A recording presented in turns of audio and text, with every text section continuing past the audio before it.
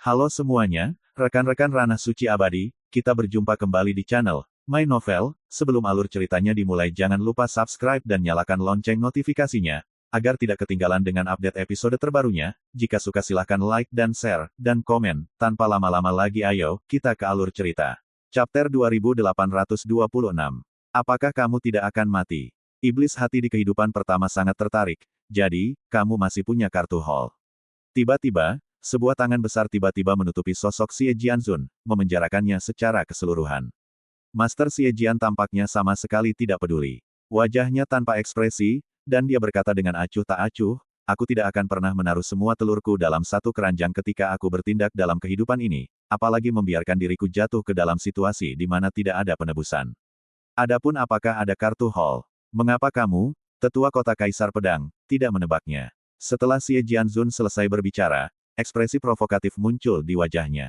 Dan sosoknya yang tertekan dan terpenjara tiba-tiba terbakar. Iblis hati di kehidupan pertama mengerutkan kening, dan di antara jari-jarinya, pola dao yang tidak jelas dan aneh muncul di telapak tangannya, dan dia meraihnya melintasi langit.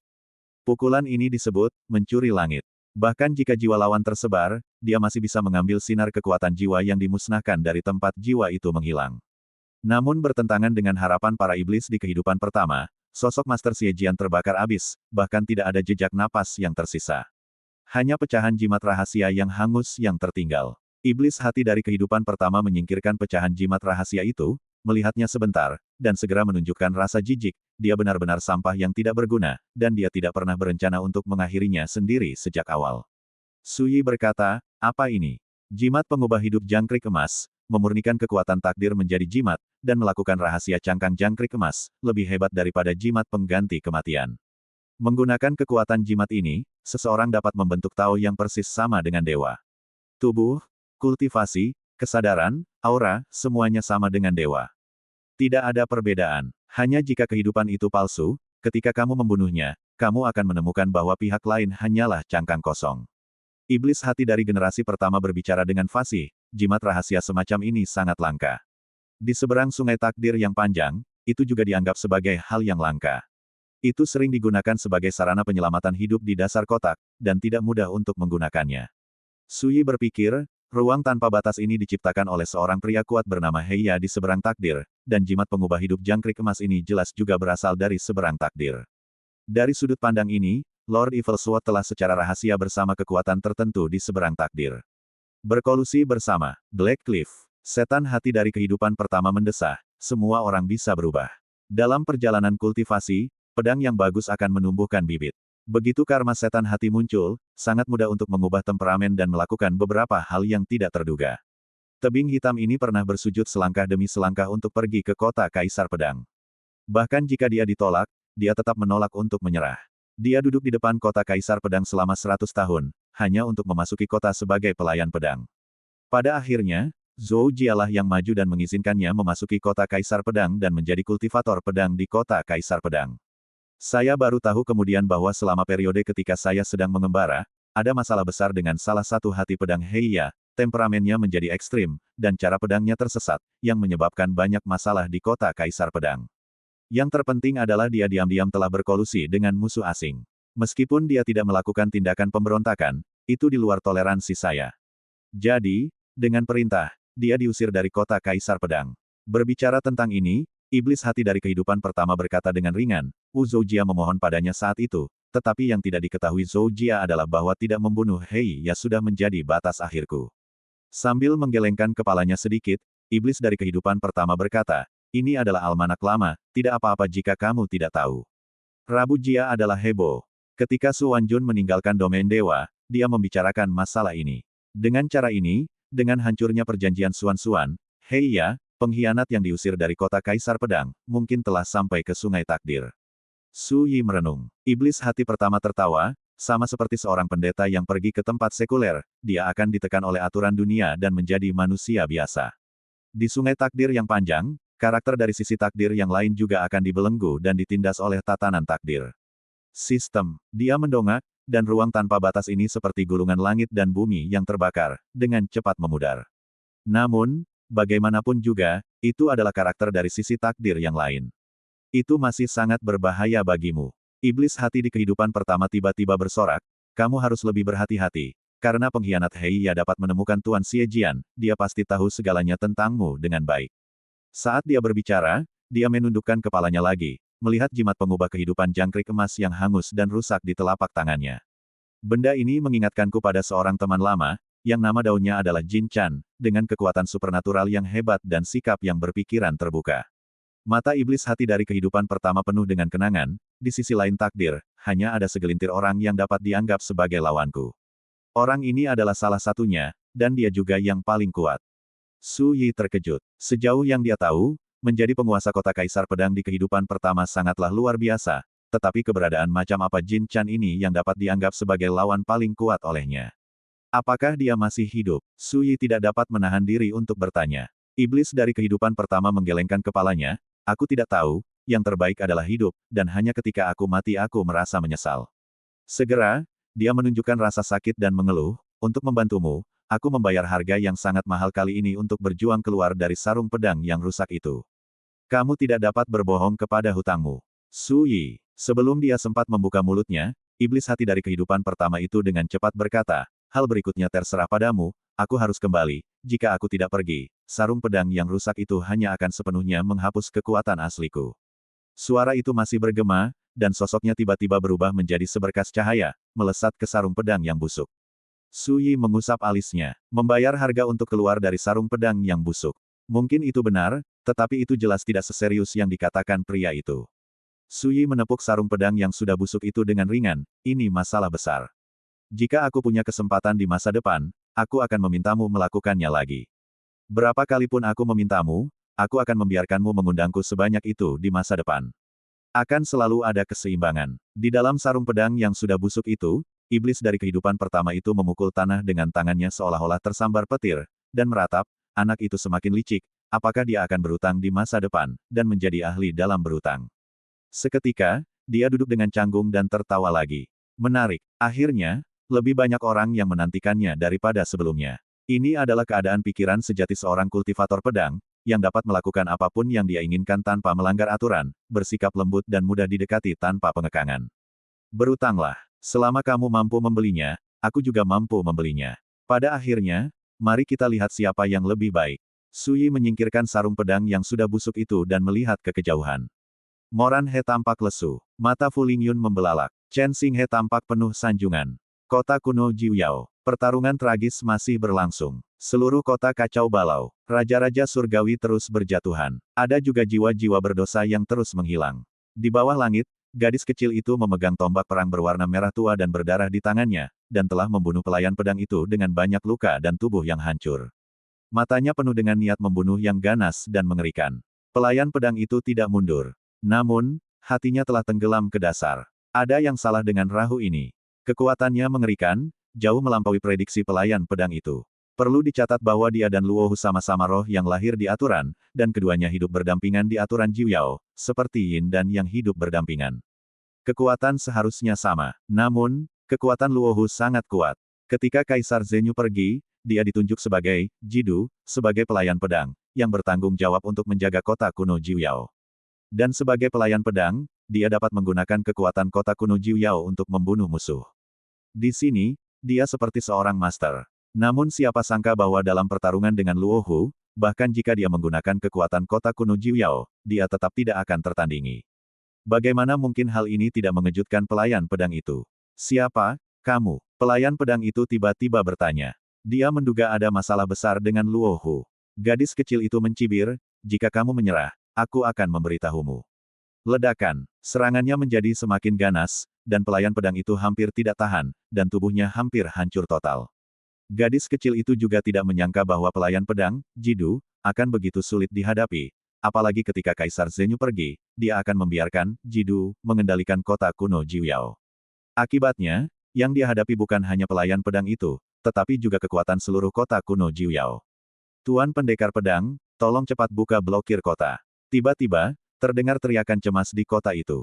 Biyunzi dari Pengadilan Surgawi Tujuh Iblis yang berbicara.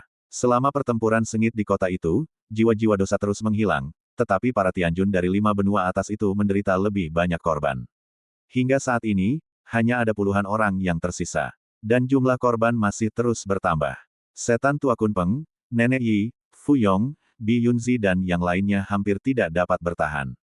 Jiwa-jiwa jahat itu terlalu kejam, tak kenal takut dan tak kenal takut, satu persatu lebih kuat dari yang lain. Sampai sekarang, bahkan orang-orang tua ini telah terluka dan cemas.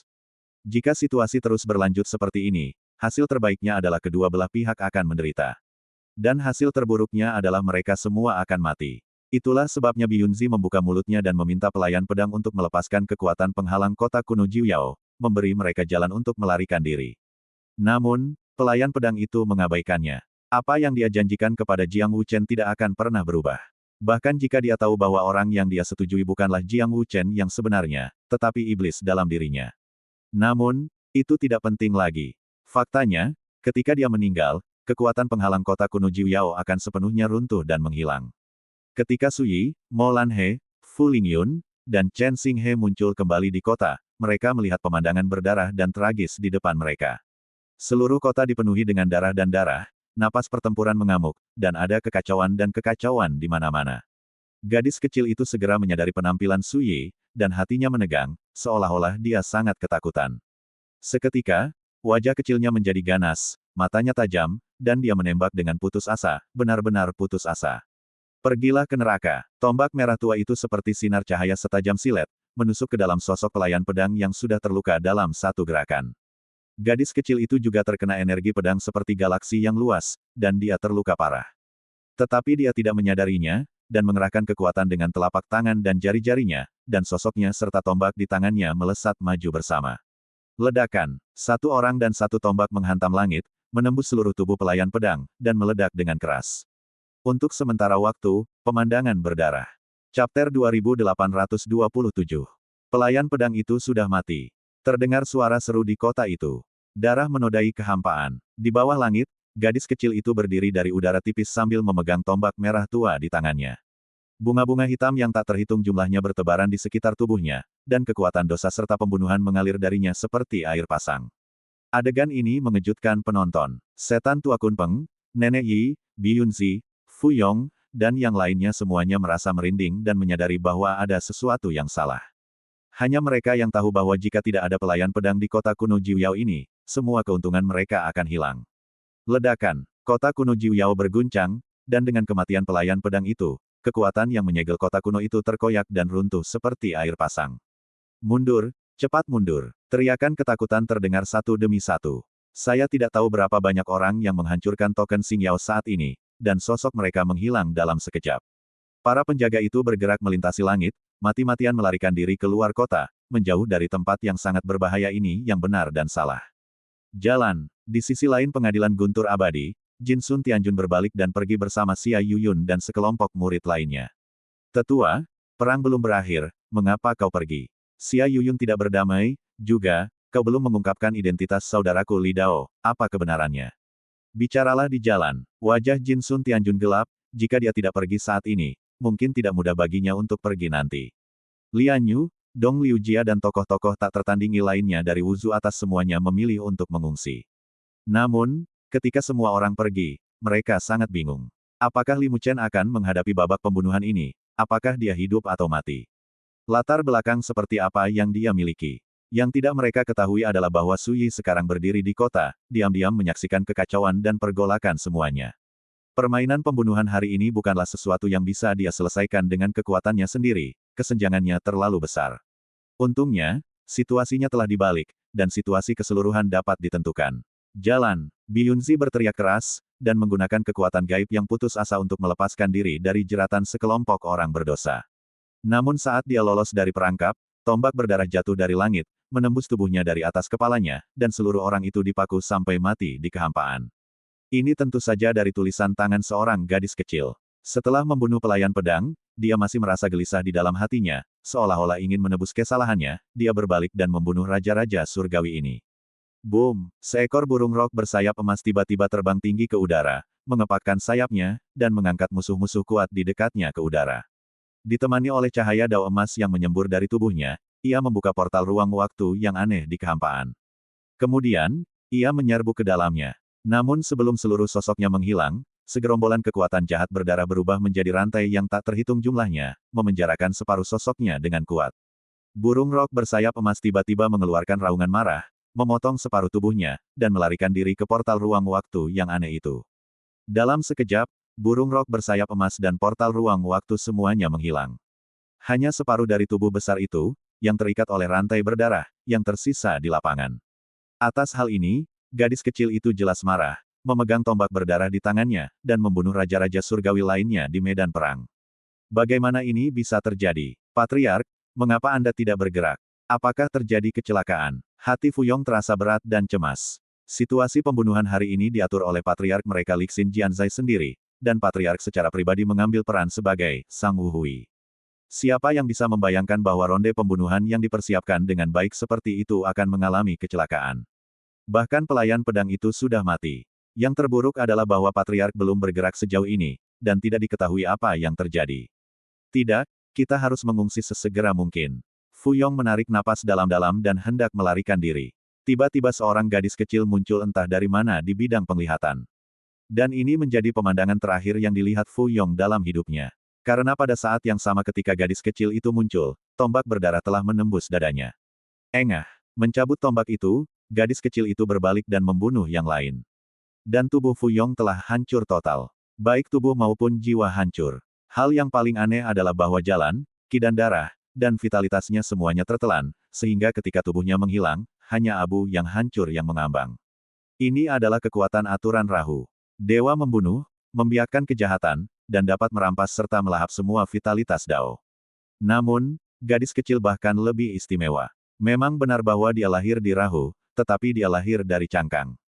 Tubuhnya sebenarnya adalah seutas roh leluhur dari tanah kehampaan, sumber dari semua kejahatan. Oleh karena itu, pelayan pedang jauh meremehkan kengerian gadis kecil itu. Tetapi pada saat ini, dengan gadis kecil itu bergabung, pertempuran yang kacau dan tragis ini tiba-tiba menjadi luar biasa. Puluhan raja surgawi yang tersisa benar-benar dikalahkan, semangat juang mereka runtuh, dan mereka melarikan diri dengan putus asa. Namun pada akhirnya, hanya sekitar selusin orang yang lolos. Semua raja surgawi lainnya terbunuh. Di kota kuno Jiuyao, darah memenuhi udara, dan keringat mengalir seperti kabut darah. Jejak pertempuran terlihat di mana-mana. Dari awal hingga akhir, Su Yi berdiri di sana menyaksikan. Chen Xinghe di sebelahnya bertindak seperti penjaga, selalu waspada terhadap siapapun yang tidak takut mati dan berani mati. Moranhe dan Fu Lingyun berdiri di sana, terdiam dalam keadaan linglung. Semua yang mereka alami hari ini begitu tak terbayangkan dan mengejutkan sehingga mereka belum benar-benar tenang. Pertempuran telah berakhir. Dari ratusan orang berdosa, hanya tersisa sekitar 30 orang, dan korbannya tidak sedikit. Gadis kecil itu datang dengan tergesa-gesa dari kejauhan, menundukkan kepalanya, dan berkata dengan penuh semangat, "Guru baik-baik saja, saya lega." Pada saat ini, dia adalah orang yang berbeda dari pertempuran sebelumnya, compang camping dan menyedihkan. Su Yi memberi isyarat, "Kemarilah." Gadis kecil itu ragu sejenak, tetapi tetap mendekat, "Apa perintah Tuan?" Bentak. Su Yi menamparkan wajah gadis kecil itu dengan tiba-tiba, membuatnya terhuyung dan hampir jatuh ke tanah. Pada saat itu, ada niat membunuh yang mengerikan di kedalaman matanya, tetapi itu menghilang dengan cepat. Sebaliknya, dia menutupi pipinya, menundukkan kepalanya, dan air matanya kabur. Di kejauhan, beberapa orang berdosa tersentak ketika mereka melihat ini, dan hati mereka berdebar ketakutan. Bagaimana situasinya? Chen Xinghe di satu sisi juga tercengang, apa yang terjadi dengan leluhurnya? Ledakan. Su Yi mengangkat kakinya dan menendang gadis kecil itu keluar. Pihak lain bersujud di tanah, mengerutkan bibirnya, dan berkata dengan suara gemetar, "Tuan, apakah saya melakukan kesalahan?" Su Yi tampak lega, mengeluarkan kendi dan menyesapnya, memukul anak di hari hujan hanyalah waktu luang. Semua orang. Tetapi gadis kecil itu berkata dengan getir, "Tuan, saya tahu saya salah, saya seharusnya tidak menahan diri saat bertarung dengan Jidu." Su Yi berkata, "Jadi kamu menyimpannya saat itu." Gadis kecil itu berkata dengan suara rendah, "Kamu tidak hanya menyimpannya, tetapi kamu juga memiliki sedikit keberuntungan di hatimu. Aku ingin melihat bagaimana cara menyelesaikan pembunuhan ini dengan cara tuannya. Oleh karena itu, bahkan jika merasakan bahwa ahli pedang jahat itu bergerak, dia tidak pernah datang untuk menyelamatkannya dengan segera. Pada saat ini, dia tidak lagi terlihat seperti ahli pedang jahat, dan dia tidak lagi memiliki sikap waspada yang membunuh seperti angin di medan pembunuhan yang merajalela sebelumnya. Ya, hanya semacam rasa kagum, takut, dan rendah hati. Seperti anak kecil yang melakukan kesalahan, dia dengan tulus menebus dosanya. Barulah Chen Xinghe dan yang lainnya mengerti mengapa Su Yi tiba-tiba memukul dan menendang gadis kecil itu sebelumnya. Dengan segala macam kejahatan di hatimu, tentu saja kamu tidak takut melakukan hal-hal dengan kebencian yang paling besar. Su Yi berkata, aku mengerti, tetapi aku tidak menerimanya. Kali ini hanya pelajaran, jangan jadikan contoh, bangunlah. Gadis kecil itu kini bangkit, menundukkan kepalanya, dan berkata dengan penuh rasa terima kasih, Tuan. Itu hanya tamparan dan tendangan, itu sama sekali tidak akan menyakitinya. Untuk dapat lulus ujian dengan mudah, sejujurnya, gadis kecil itu cukup terkejut. Dia sudah siap untuk dihukum berat. Alih-alih dihukum berat, gadis kecil itu malah terkejut. Ini adalah rasa yang tak terlukiskan. Tidakkah dia tahu bahwa semakin mudah dia memaafkan dirinya sendiri, semakin sedikit dia akan merasa terintimidasi. Sebuah kalimat tiba-tiba muncul di benak gadis kecil itu, ada kejahatan di jalan, tetapi kepolosan dalam perbuatan. Kemudian, aku teringat penglihatan yang muncul di benakku saat pertama kali melihat Su Yi. Rasanya seperti melihat cahaya di dunia yang penuh pertumpahan darah dan kejahatan. Sinar cahaya itu menembus darah, menerangi kegelapan, dan mengusir kejahatan. Dia mencoba meraihnya. Jika sinar cahaya ini menghilang, apakah aku akan lebih bebas? Namun, dengan cara ini, apakah orang-orang yang menemaniku akan selalu membunuh, melakukan kejahatan, dan berdarah, dan tidak akan pernah ada kedamaian? Gadis kecil itu merasa sedikit bingung. Su Yi tidak tahu bahwa gadis kecil ini akan berpikir sebanyak itu. Seperti yang dikatakan iblis hati pertama, Su Yi menganggap pihak lain sebagai batu asa untuk mengasah pikirannya. Namun, dia tidak ingin membiarkan dirinya disakiti oleh pihak lain. Guru, meskipun Jidu sudah mati, aturan Jidu masih ada. Aku bisa merasakan bahwa kekuatan aturan ini terletak di aula besar pelupaan. Gadis kecil itu tiba-tiba berkata, setelah menguasai kekuatan aturan ini, guru akan dapat menyelesaikan aturan Jiu Yao yang benar-benar lengkap. Su Yi dapat melihat bahwa gadis kecil itu sedang menyanjung dirinya sendiri, sebuah mentalitas untuk menebus dosa-dosanya. Setelah berpikir sejenak, dia memerintahkan, kamu dan Chen Xinghe pergi bersama-sama dan membersihkan barang rampasan. Bagus. Gadis kecil itu setuju, tetapi dia diam-diam bingung. Sebagai seorang guru, kamu masih merindukan barang rampasan itu. Sungguh aneh. Chen Xinghe benar-benar ingin menolak, dia benar-benar tidak ingin bekerja sama dengan guru jahat ini, jangan sampai pihak lain melatihnya secara tidak terduga. Tetapi pada akhirnya, Chen Xinghe tetap menggigit peluru dan setuju. Lakukan sesuatu untuk para leluhur, takut pada bola. Selanjutnya, gadis kecil itu mengumpulkan sekelompok orang berdosa dan mulai menyapu bersih harta rampasan di kota. Su Yi membawa Mo Lanhe dan Fu Lingyun bersama-sama dan menuju ke istana kelupaan di kota. Dalam perjalanan, Su Yi terus berpikir dalam hatinya, jika Tuan Xie Jian tidak mati, di mana dia akan bersembunyi. Dalam permainan pembunuhan hari ini, jika lawan masih memiliki kartu Hall, bagaimana dia bisa menyerah begitu saja? Harus kukatakan, bahkan jika Anda memandang rendah Tuan Xie Jian, Su Yi harus mengakui bahwa Tuan Xie Jian sangat licik. Sama seperti situasi pembunuhan yang disiapkan kali ini, jelas bahwa sekelompok Raja Surgawi yang bersatu dengan 3 kekuatan utama tingkat Kaisar Surgawi akan mengambil tindakan. Namun pada kenyataannya, kartu truf Xie Jianzun yang sebenarnya sama sekali tidak ada pada orang-orang ini, tetapi pada pelayan pedang, di langit yang tak terbatas itu, dan hukum kehendak dari 3 Kaisar Surgawi. Bahkan, Tuan Xie Jian mengatur jalan keluar untuk dirinya sendiri sejak awal, menggunakan jimat pengubah hidup jangkrik emas, dan lolos dari malapetaka. Tidak ada batas, tidak bermoral, maha kuasa, dan banyak cara, lawan seperti itu seringkali yang paling sulit dan menjijikkan. Su Yi punya firasat bahwa ronde pembunuhan hari ini belum benar-benar berakhir. Tuan Xie Jian juga ditakdirkan untuk tidak berhenti begitu saja. Bagi rekan-rekan pencinta My Novel, mohon dukungan, tekan like dan subscribe, agar Mimin tambah semangat lagi. Terima kasih.